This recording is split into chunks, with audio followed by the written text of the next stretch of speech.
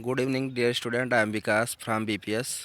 Dear student, पिछले video में हम लोगों ने क्षितिज पाठ पुस्तक के सूरदास के पद में पहले पद का अध्ययन किया था। उसी क्रम में ये भाग 2 अगले पद को लेकर के हम उपस्थित हुए हैं आज। चलिए शुरू करते हैं बिना विलंब किए। जी हाँ, पहले पद में आप लोगों ने जो भगवान श्री कृष्ण ने उद्धव के माध्यम से योग साधना का संदेशा भेजा था गोपिकाओं के पास, ब्रजवासियों के पास, उसका प्रत्युत्तर किस तरह से दिया उन्होंने पहले पद में देखा। उसी का नेक्स्ट पार्ट जो पद 2 है उसका अध्ययन आज हम शुरू करते हैं। चलिए शुरू करते हैं बिना देर किए हुए।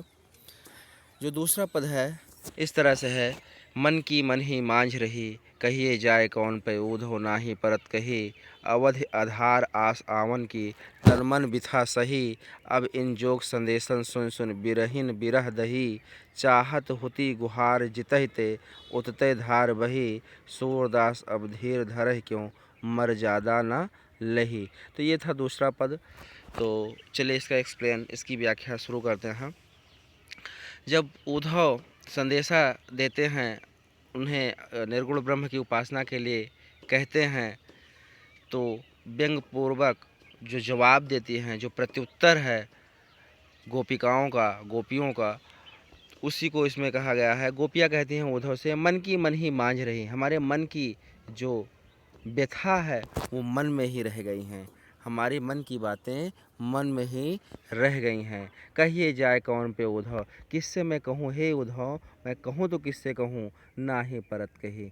ये किससे कहा भी जा सकता है, इसे कहा भी नहीं जा सकता, इसलिए कि ये प्रेम की बात है। अगर हम आपसे भी कहना चाहें तो आप भी प्रेम के मर्मज्ञ नहीं हैं, आप भी निराकार ब्रह्म की उपासना का संदेशा लेकर आए हैं। आप भी प्रेम के मर्म को नहीं जानते हैं। तो इसलिए वो गोपिकाएँ कहती हैं, कहिए जाए कौन पे उद्धव, किससे मैं कहूँ हे उद्धव, मैं अपने मन की बात को किससे कहूँ, मेरे मन की बातें मेरे मन में ही दब कर रह गई हैं, और मैं किससे जाकर कहूँ अपनी मन की बातें, और ना ही परत कही, और अपनी मन की बातें किससे कही भी नहीं जा सकती, ना ही परत कही, किसी से कह भी नहीं जा सकती।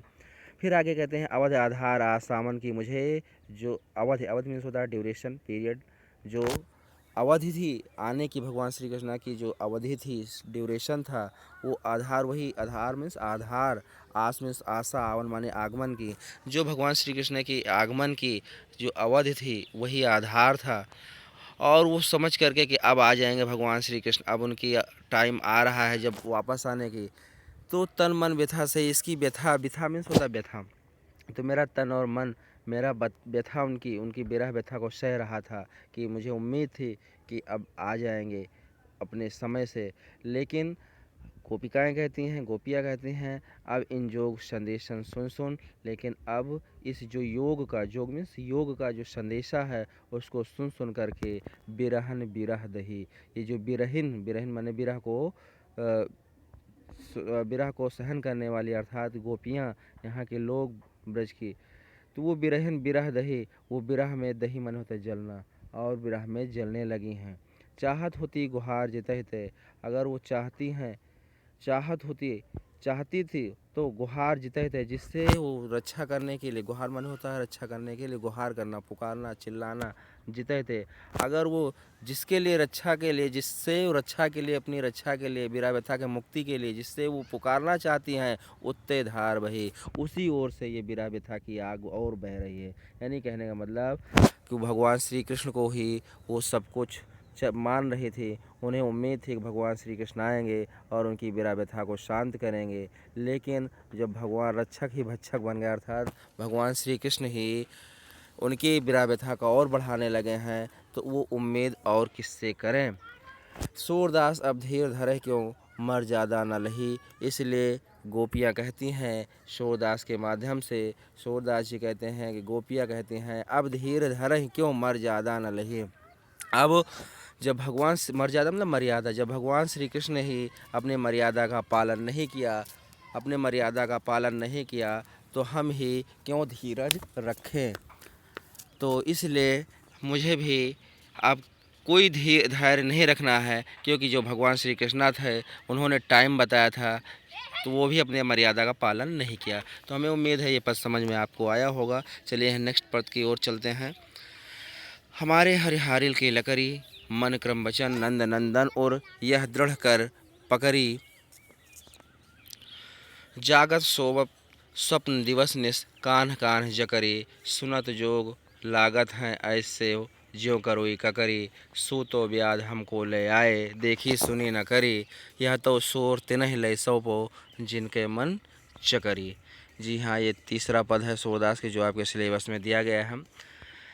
इससे पहले कि स्टार्ट करें इसका वो देख लेते हैं। हारिल, हारिल एक पक्षी होता है जो जिसे लकड़ी के से बहुत लकड़ी मतलब लकड़ी से बड़ा प्रेम होता है। वो बिना लकड़ी के कहीं भी जाता नहीं है। वो हमेशा वो अपने पंजों में लकड़ी का टुकड़ा अवश्य लिए रहता है।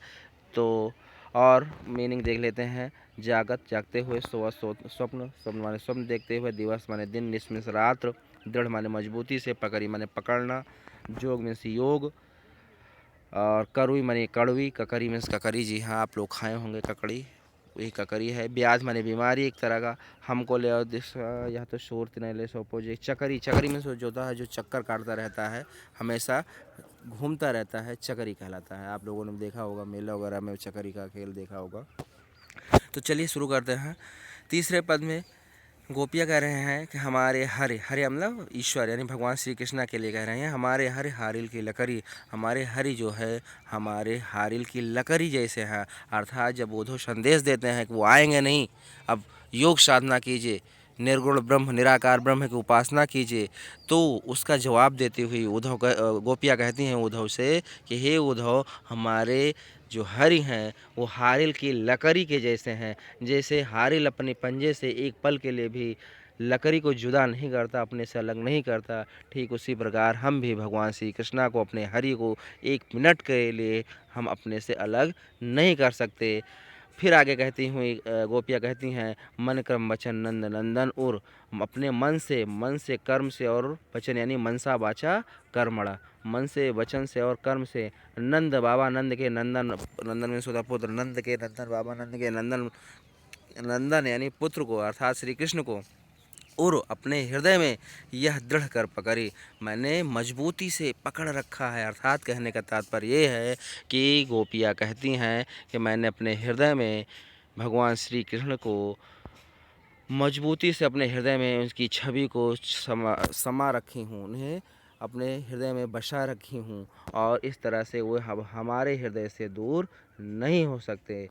फिर आगे कहती हैं गोपिया उद्धव से, जागत सोवत स्वप्न दिवस निस, जागते हुए, सोवत में सोते हुए, स्वप्न माने यहाँ तक कि स्वप्न देखते हुए, दिवस माने दिन में, निस मीन्स रात में, कान्ह कान्ह जकरी, हम कान्हा कान्हा का ही जरट लगाई हुई हूँ, मैं कान्हा कान्हा से जकड़ी हुई हूँ, सुनत जोग लागत है। और जो ये योग का संदेशा आप लेकर आए हैं मुझे, मेरे लिए कि योग साधना कीजिए, निराकार ब्रह्म की उपासना कीजिए, ऐस तो वो जोग लागत है। सो मुझे ऐसा लग रहा है सुन करके, सुनत मैंने सुन करके, ज्यों करोई ककरी, जैसे कड़वी ककरी, जिस प्रकार कड़वी ककरी बिल्कुल किसी को अच्छा नहीं लगता, खाने पर टेस्ट उसका ख़राब होता है, स्वाद अच्छा नहीं लगता, ठीक उसी प्रकार ये जो संदेशा है आपका निराकार ब्रह्म की, उसे भी ऐसा लगता है मुझे जैसे वो कड़वी ककरी के समान है।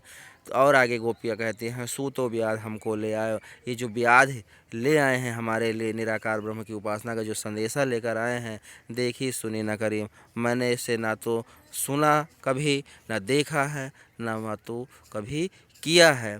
यह तो सूर, और गोपियाँ कहती हैं, यह तो सूर तिनय ले सौंपो, सूरदास के माध्यम से कहती हैं गोपियाँ, हे उद्धव, इसको उन्हीं को लेकर के सौंपिए, ये संदेशा उन्हीं को जा कर के बताइए, कहिए, जिनके मन चकरी, जिसका मन चकरी है। चकरी से मतलब यहाँ पर चलायमान है, स्थिर नहीं है, अस्थिर है, हमेशा इधर उधर भटकता रहता है जिसका मन, उसका उसी को जा कर के ये योग साधना का संदेश उसी को जा कर के सुनाइए। मेरा मन तो स्थिर है, मेरे मन में एक ही छवि बसी हुई है, वो भगवान की, हमारे हरि की है, ठीक उसी हरि के हारिल के लकड़ी जैसा है, वो अब किसी भी दशा में हमसे अलग नहीं हो सकता।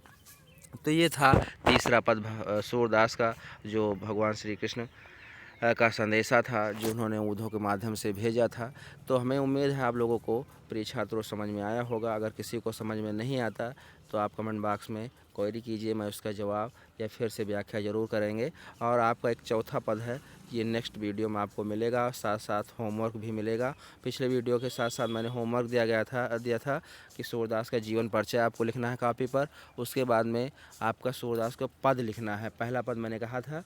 तो साथ साथ एक होमवर्क ये है कि आप ये दूसरा और तीसरा पद भी लिख सकते हैं कॉपी पर। और साथ साथ अगर मीनिंग की बात करें तो मीनिंग भी दिया गया है, अगर चाहें तो आप मीनिंग भी लिख सकते हैं। ये शब्द संपदा, बड़भागी, भाग्यवान, अपरस, ये एक तरफ से दिया गया है, तो इसको भी जो है आप लिख सकते हैं। तो यही आज का होमवर्क है आपका। और नेक्स्ट वीडियो के लिए जो लास्ट पैरा बचा हुआ, लास्ट स्टैंजा बचा हुआ है सूरदास के पद का, उसको पाने के लिए आप मेरे चैनल को सब्सक्राइब कीजिए और बेल आइकन भी दबाइए, जिससे जो है नेक्स्ट वीडियो का नोटिफिकेशन आपको मिल जाए। चलिए मिलते हैं नेक्स्ट वीडियो में। Thank you, take care, bye bye.